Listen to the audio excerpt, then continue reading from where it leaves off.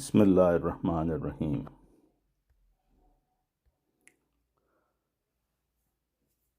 محترم میاں غلام محمد اختر صاحب، حضرت مسلم موعود رضی اللہ عنہ کے معتمد ساتھی اور فدائی خادم سلسلہ، سابق ناظر اعلیٰ ثانی، تحریر ایم طاہر، قسط اول۔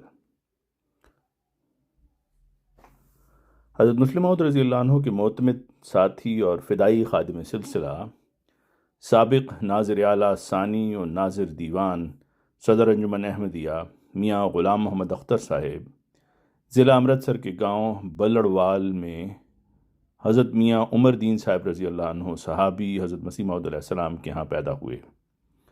دفتر وصیت کے ریکارڈ کے مطابق آپ 1902 میں پیدا ہوئے، تاہم خاندانی روایات کے مطابق آپ کی پیدائش 1 جنوری 1900 یا اس سے بھی پہلے کی ہے۔ 1 دسمبر 1983 کو آپ نے وفات پائی۔ حضرت خلیفۃ المسیح الرابع رحمہ اللہ نے مسجد مبارک ربوہ میں آپ کا جنازہ پڑھایا اور بہشتی مقبرہ میں تدفین عمل میں آئی۔ آپ ریلوے کے اعلیٰ عہدے سے ریٹائر ہو کر جماعتی خدمت میں آئے اور 1955 سے 1969 تک مختلف عہدوں، ناظر اعلیٰ ثانی، ناظر دیوان اور پھر ناظر صنعت و تجارت کے طور پر خدمات کرتے رہے۔ ریلوے ملازمت کے دوران بھی آپ کو مختلف زاویوں سے جماعتی خدمات کی توفیق ملی اور حضرت مسلم موعود رضی اللہ عنہ کی قربت، شفقت اور دعاؤں کے مورد بنتے رہے۔ خاندان میں احمدیت۔ آپ کے خاندان کا تعلق دریائے راوی کے قریب واقع گاؤں بلڑوال اجنالہ ضلع امرتسر سے تھا۔ آپ کے خاندان میں احمدیت آپ کے دادا حضرت میاں عمر دین صاحب رضی اللہ عنہ کے بھائی حضرت میاں محمد دین صاحب رضی اللہ عنہ کے ذریعہ آئی، جنہوں نے حضرت مسیح موعود علیہ السلام کے دعویٰ کے بعد جلد ہی بیعت کر لی۔ وہ حافظ قرآن اور گاؤں کی مسجد کے امام تھے۔ بیعت کے بعد انہوں نے گاؤں کو چھوڑ کر قادیان میں مستقل رہائش اختیار کر لی۔ مسجد اقصیٰ قادیان کے قریب ہی آپ کا گھر تھا۔ آپ نے یہاں کریانہ کی دکان شروع کر لی تھی۔ آپ کی بیعت کے بعد آپ کے بڑے بھائی حضرت میاں عمر دین صاحب رضی اللہ عنہ یعنی والد محترم میاں غلام محمد اختر صاحب اور چھوٹے بھائیوں حضرت میاں نبی بخش صاحب رضی اللہ عنہ مدفون بہشتی مقبرہ ربوہ اور حضرت میاں احمد دین صاحب رضی اللہ عنہ نے بھی بیعت کر کے صحابی مسیح موعود علیہ السلام ہونے کا اعزاز پایا۔ حضرت میاں محمد دین صاحب نظام وصیت میں شامل ہونے والے ابتدائی صحابہ سے ہیں۔ آپ کا وصیت نمبر 312 ہے۔ آئینہ کمالات اسلام میں شائع شدہ شرکائے جلسہ سالانہ 1892 کے اسماء میں 192 نمبر پر میاں محمد دین صاحب قادیان، روحانی خزائن جلد 5 صفحہ 263 میں درج ہے۔ آپ 1917 میں وفات پا گئے اور بہشتی مقبرہ قادیان میں مدفون ہیں۔ قادیان میں آپ کا گھر پورے خاندان کے لیے باعث برکت بن گیا۔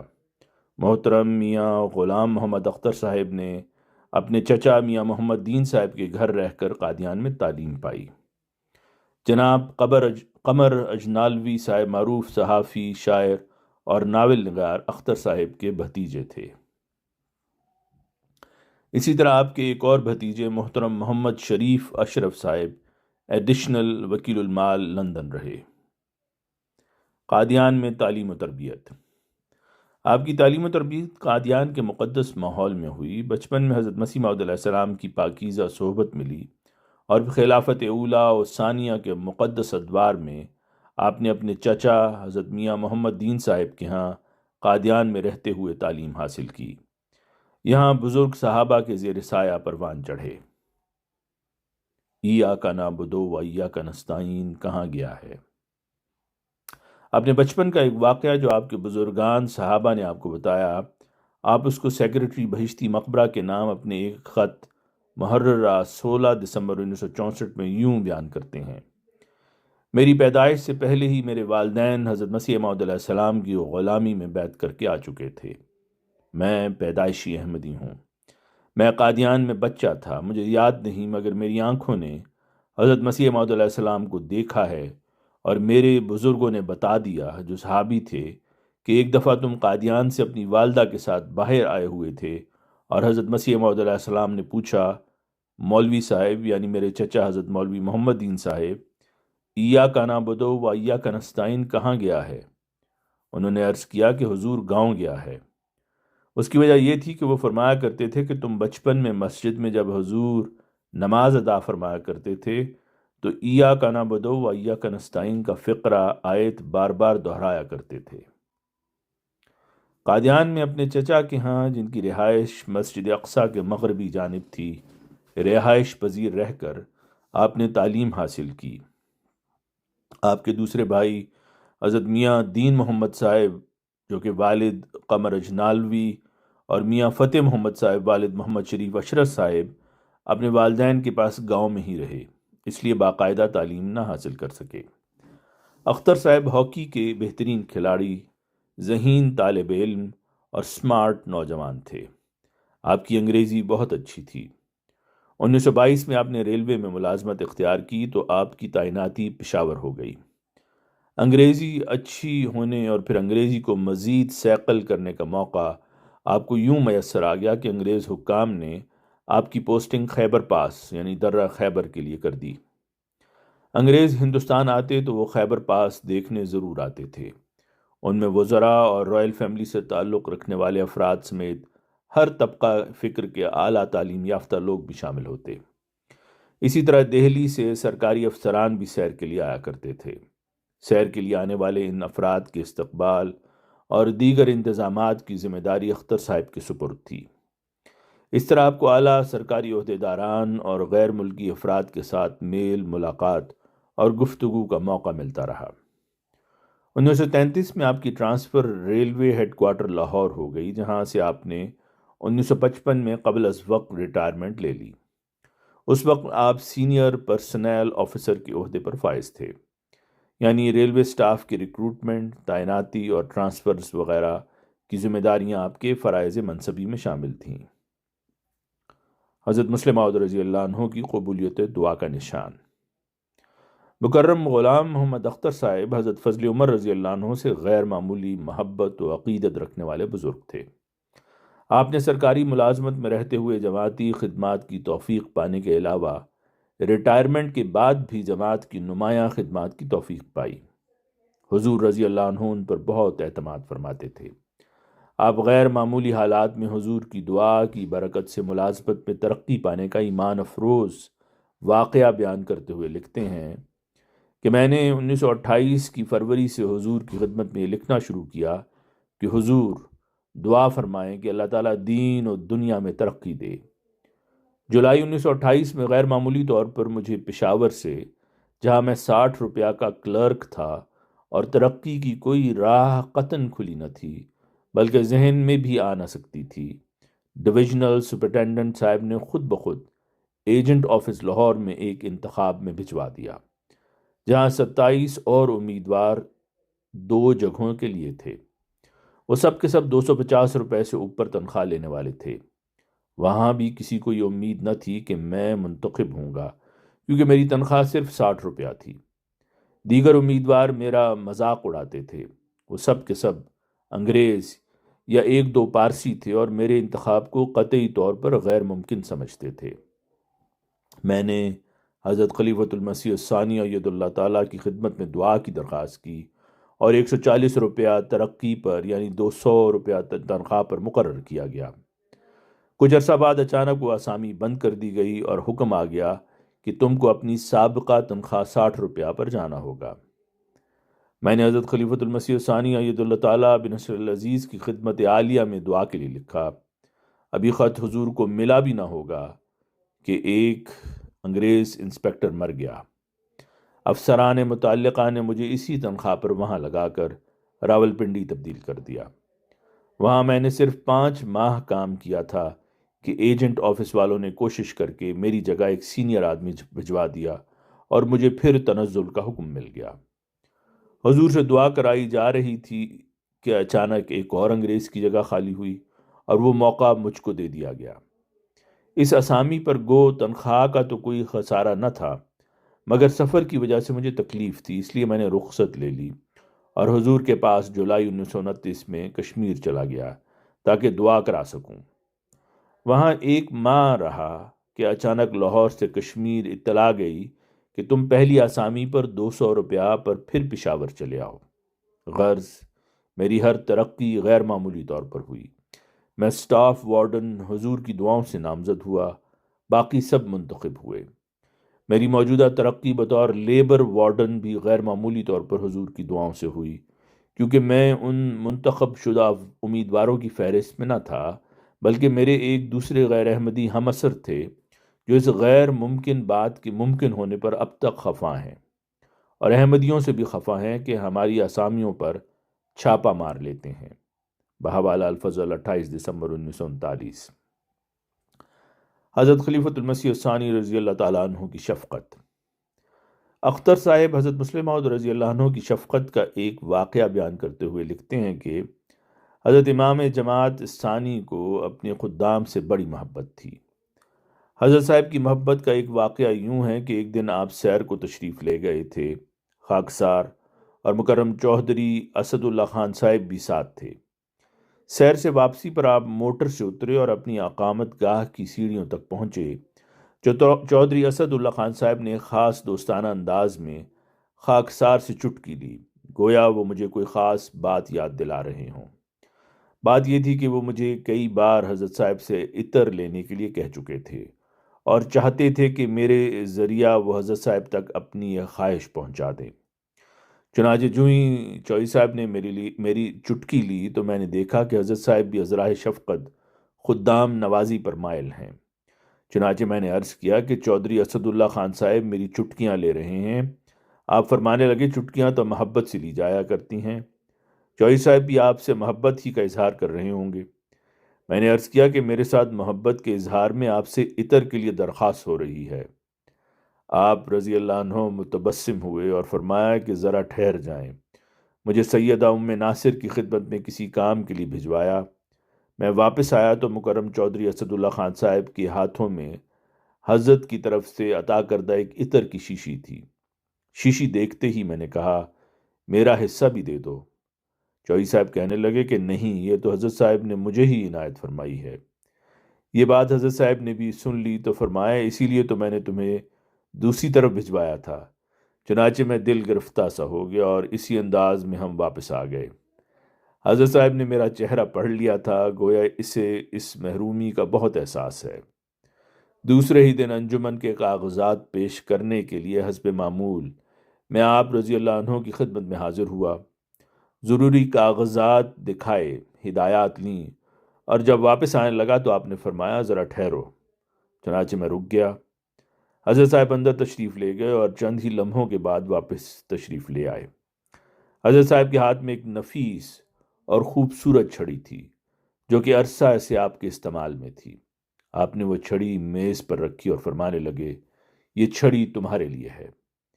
عطر سے محرومی کا احساس تو مجھے تھا، لیکن حضرت صاحب نے اس طور پر مجھے چھڑی کا تحفہ دے کر نوازا کہ مسرور بھی تھا اور ایک روز قبل کے جذبات پر نادم سا بھی۔ وہ چھڑی اب بھی میرے پاس بطور تبرک محفوظ ہے اور محرومیوں کے کئی احساسات کو سکون و اطمینان کی لہروں میں چھپا لیتی ہے۔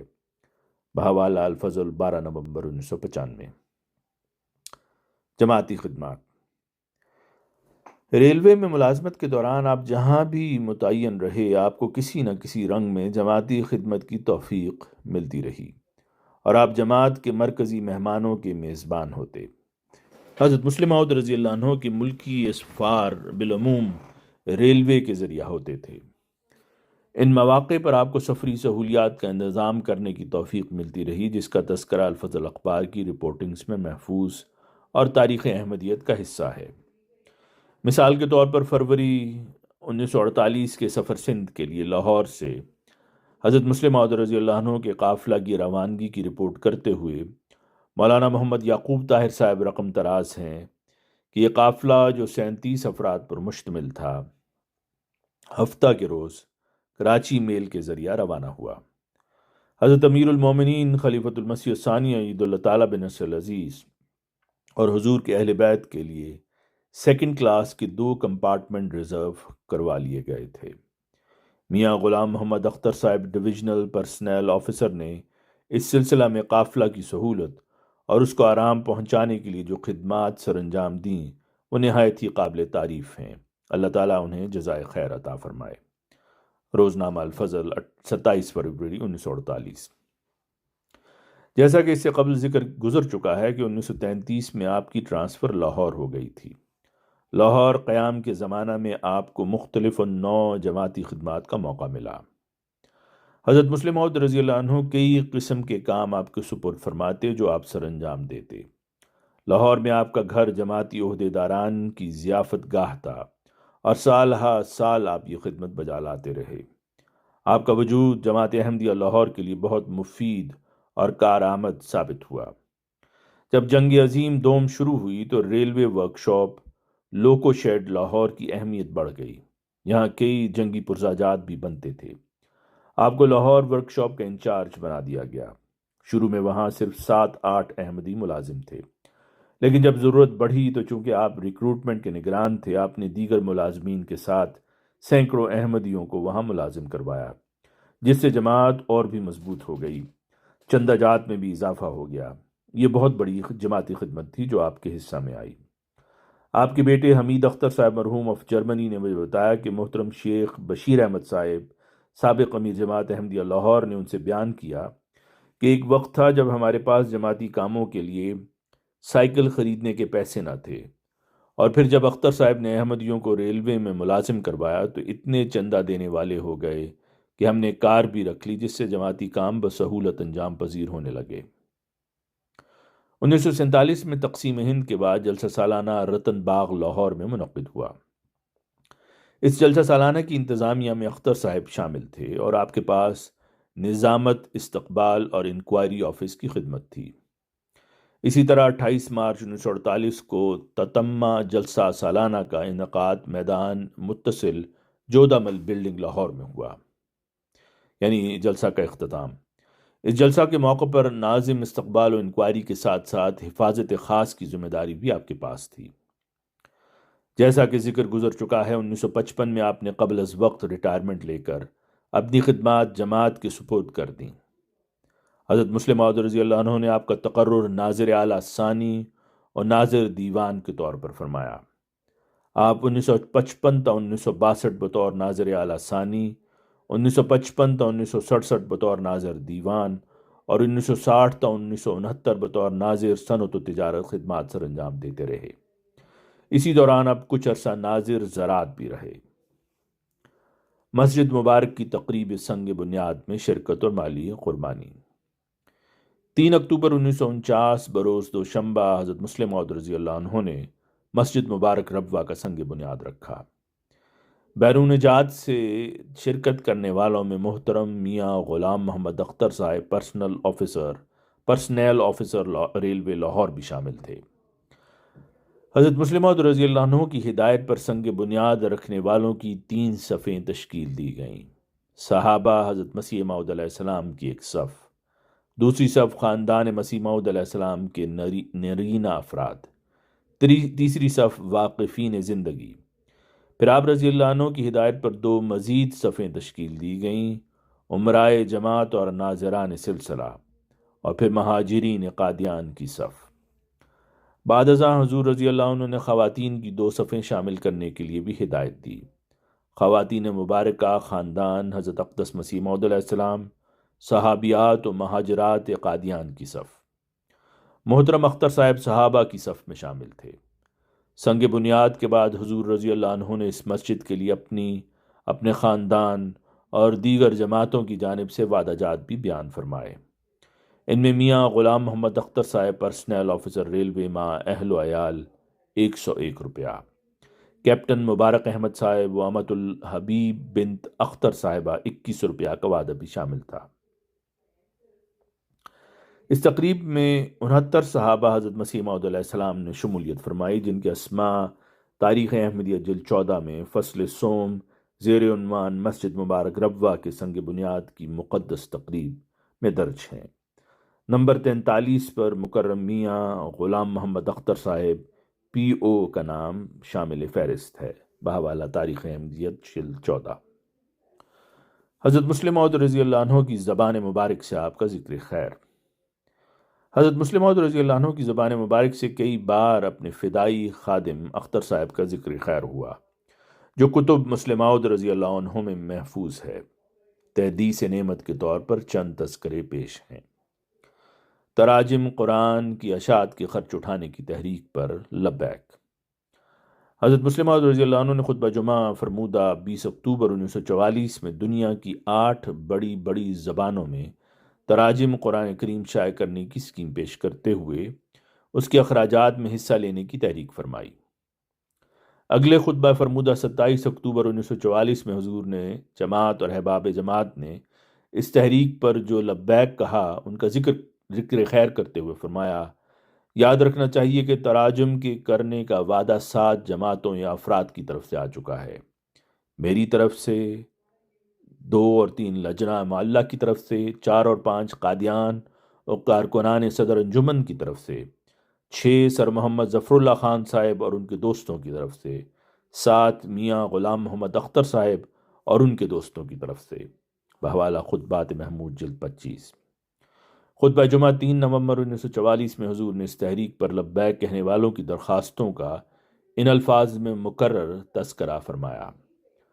چودھری ظفر اللہ خان صاحب اور ان کے بعض دوستوں کی طرف سے، میاں غلام محمد اختر صاحب اور ان کے دوستوں کی طرف سے، لاہور کی جماعت کی طرف سے، کلکتہ کی جماعت کی طرف سے، اور میاں محمد صدیق صاحب اور محمد یوسف صاحبان تاجران کلکتہ کی طرف سے، ملک عبد الرحمن صاحب مل اونرز قصور کی طرف سے، اور سیٹھ عبداللہ بھائی سکندر آباد کی طرف سے۔ بحوالہ خطبات محمود جلد 25۔ وعدہ تحریک جدید میں مسابقت کا ذکر خیر۔ 5 دسمبر 1947 کے خطبہ جمعہ بمقام لاہور حضرت مسلم موعود رضی اللہ عنہ نے احباب جماعت کو وعدہ جات تحریک جدید جلد بھجوانے کی طرف توجہ دلائی، اور جو وعدے آئے ان کا ذکر خیر کرتے ہوئے فرمایا، اس وقت تک سب سے زیادہ جوش قادیان کے مہاجرین نے ہی دکھایا ہے، چنانچہ جتنی معودہ رقم آئی ہے اس کا 90% قادیان کے وعدوں پر ہی مشتمل ہے، اور جہاں تک میرا علم ہے یا میری یاد کام دیتی ہے، لاہور کی جماعت کا غالباً اس وقت تک ایک کے سوا کوئی وعدہ نہیں آیا۔ وہ وعدہ اختر صاحب کا ہے، انہوں نے اسی دن اپنا وعدہ لکھ کر مجھے دے دیا تھا۔ ان کے علاوہ لاہور کی جماعت میں سے اور کسی نے اب تک وعدہ نہیں کیا۔ بحوالہ خطبات محمود جلد 28۔ بیٹی کی وفات پر ذکر اور نماز جنازہ۔ خطبہ جمعہ 24 دسمبر 1948 بمقام لاہور حضور رضی اللہ عنہ نے فرمایا، میں دوستوں کو بتانا چاہتا ہوں کہ ہمارے اختر صاحب کی لڑکی فوت ہو گئی ہیں، نماز جمعہ کے بعد اس کا جنازہ پڑھاؤں گا۔ اختر صاحب کے لیے یہ دوسرا واقعہ ہے، ان کی ایک لڑکی پہلے بھی بچہ پیدا ہونے کی وجہ سے فوت ہو گئی ہے، اور اب یہ لڑکی بھی بچہ پیدا ہونے کی وجہ سے فوت ہوئی ہے۔ اس کی جسمانی وجوہات بھی ہو سکتی ہیں اور یونانی اطباء اسے بیماری تسلیم کرتے ہیں، لیکن اس کی روحانی وجوہات بھی ہو سکتی ہیں۔ بسا اوقات صرف جسمانی وجوہ ہی ہوتی ہیں، لیکن مومن کو چاہیے کہ وہ ہر حالت میں اپنی اصلاح کی طرف توجہ رکھے۔ بحوالہ خطبات محمود جلد 29۔ ناظر دیوان کے طور پر تقرر اور ذمہ داری۔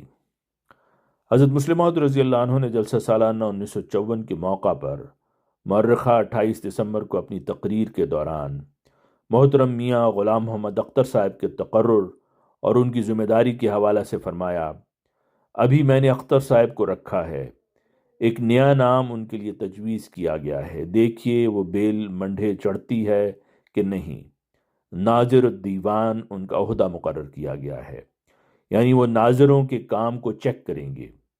ان کو میں نے کہا ذرا معائنہ کرو اور دیکھو کہ نظارت امور عامہ کیوں بنائی گئی تھی، اور آیا جس غرض کے لیے امور عامہ کی نظارت بنائی گئی تھی اس کا کوئی کام انہوں نے کیا، نظارت اعلیٰ کیوں بنائی گئی تھی۔ بحوالہ انوار العلوم جلد 25۔ جلسہ سالانہ پر تاریں پڑھ کر سنانا۔ جلسہ سالانہ 1955 کی افتتاحی تقریر کے بعد حضرت مسلم موعود رضی اللہ عنہ نے دعا سے پہلے فرمایا، اب میں دعا کروں گا، مگر اس سے پہلے مختلف مقامات سے دوستوں کی جو تاریں دعا کے لیے آئی ہوں وہ اختر صاحب پڑھ کر سنا دیں گے۔ چنانچہ حضور کے ارشاد کی تعمیل میں محترم میاں غلام محمد اختر صاحب نے تاریں پڑھ کر سنائیں۔ بہوالا انوار العلوم جلد 25۔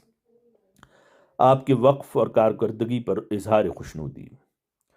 جلسہ سالانہ 1955 کے موقع پر 27 دسمبر کو حضرت مسلم موعود رضی اللہ تعالیٰ عنہ نے احباب کو وقف کی طرف توجہ دلائی اور اختر صاحب کے وقف کا ذکر خیر ان الفاظ میں فرمایا: دوستوں کو وقف کی طرف توجہ کرنی چاہیے۔ اب کام اتنا بڑھ چکا ہے کہ بغیر اس کے سر انجام نہیں دیا جا سکتا۔ میری بیماری میں بڑا خطرہ تھا مگر اللہ تعالیٰ نے فضل کیا، اس نے ناصر احمد میرے لڑکے کو توفیق دے دی اور اختر صاحب کو وقف کی توفیق دی کہ وہ نوکری سے فارغ ہو کر آ گئے اور ان لوگوں نے میرے پیچھے کام سنبھال لیا۔ اب خدا کے فضل سے انجمن کا کام بڑی خوش اسلوبی سے چل رہا ہے۔ دوسرے نوجوانوں کو بھی اس طرف توجہ کرنی چاہیے۔ بہوالا انوار العلوم جلد 25۔ خطبہ جمعہ فرمودہ 9 مارچ 1956 میں فرمایا کہ صدر انجمن احمدیہ میں اختر صاحب آئے ہیں۔ انہیں سرکاری ملازمت کا تجربہ تھا۔ انہوں نے چند نوجوانوں سے مل کر عملہ میں کانٹ چھانٹ شروع کی اور اس کا نتیجہ یہ ہوا کہ بہت سے اخراجات کم ہو گئے۔ پس اگر نوجوان اپنے اندر انتظامی قابلیت پیدا کریں تو کوئی وجہ نہیں کہ ان کا جماعت میں اعزاز نہ ہو اور انہیں مرکز میں اہم عہدوں پر نہ لگایا جائے۔ بحوالہ خطبات محمود جلد 37۔ مالی قربانی۔ اختر صاحب مالی قربانی میں دل کھول کر حصہ لیا کرتے تھے۔ آپ نے 1928 میں وصیت کر لی تھی۔ ابتدا میں 1/10 حصہ کی وصیت تھی، لیکن آپ نے 1936 میں 1/8 کی وصیت کر دی۔ دربار خلافت سے اٹھنے والی مالی تحریکات پر والہانہ لبیک کہتے تھے۔ مالی قربانی کی بعض جھلکیاں اس مضمون میں مختلف مقامات پر قارئین کرام ملاحظہ کر سکتے ہیں۔ آپ کی مالی قربانی کا تذکرہ خود حضرت مسلم موعود رضی اللہ عنہ نے بھی فرمایا ہے: این سعادت بزور بازو نیست۔ باقی انشاءاللہ آئندہ۔